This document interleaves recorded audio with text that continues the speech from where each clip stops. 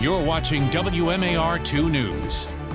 I'm Randall Newsom here with your WMAR2 News update. Well, Harford County is taking steps to improve school safety following the shooting death of 15-year-old Warren Grant at Joppatown High School. Additional resource officers, increased security measures like locked doors and metal detectors were just some of the things raised at last night's meeting at Patterson Mill Middle School. Attendees were organized into small groups where each person was able to voice their ideas, with the Board of Education also joining in on the conversation. We spoke with the father of a student at Joppatown who tells us he had just had a conversation with his daughter about what to do if there is a school shooting.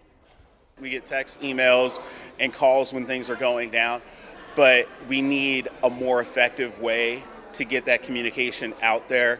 I just noticed a whole lot of panicking when that happened, and I like to avoid that, but you know, sometimes you can't. Now, there have been a few board meetings since the September shooting, which have been pretty divided on who's to blame and who should be held accountable. Overall, parents seem to think last night's meeting was productive and positive, and the school board says they plan to have more community meetings like these to make room for open dialogue. Well, Maryland has a new federal task force. Agencies from all over the state have come together to form the Maryland Fatal Fentanyl Overdose Task Force. From July 2023 through June 2024, Maryland had more than 2,000 deaths resulting from an overdose. More than 1,600 of those were fentanyl related. According to the DEA, fentanyl is cheaper and more readily available than ever before. The goal of the task force is to raise awareness and educate vulnerable communities throughout the state.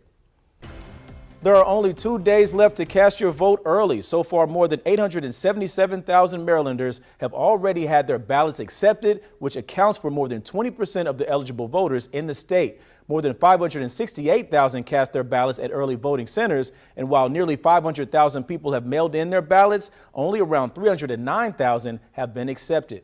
And remember, early voting ends tomorrow, October 31st at 8 p.m. If you're not registered, you can go on our website during early voting. All you need is a document proving where you live after tomorrow. Your next chance to vote in person is November 5th. And with the attacks on ballot drop boxes in states out west, we asked the Board of Elections in Maryland about security here at home. The state administrator tells us drop boxes are under 24/7 video surveillance, and they are working with state and federal law enforcement for additional protection. They added that Marylanders can feel confident using the drop boxes, but if you do choose to use the Postal Service, make sure your ballot is postmarked by Election Day. And WMAR has everything you need to know before heading out to the polls. Scan the QR code right there on your screen. We've got frequently asked questions, links to more information, and all the latest election coverage. All right, let's check your forecast. Meteorologist Stevie Dames. All right, it's going to be a warm one out there today. Get ready for it, feeling a little bit more summer-like. We will make our way back up into the mid and upper 70s this afternoon with a mix of sun and clouds. So break out those sunnies because you will be needing them, and even the flip-flops. And then feeling even warmer heading into Halloween, well above where we should feel. 80 degrees for an afternoon high, so wickedly warm out there as the kids head from house to house. We are looking at dry skies as well. Friday is the day where we could welcome back some rain chances. So mostly arriving during the morning, and then some of those light showers could spill over into the early afternoon, but we'll take any rain that we can get because we are very much abnormally dry across the entire state.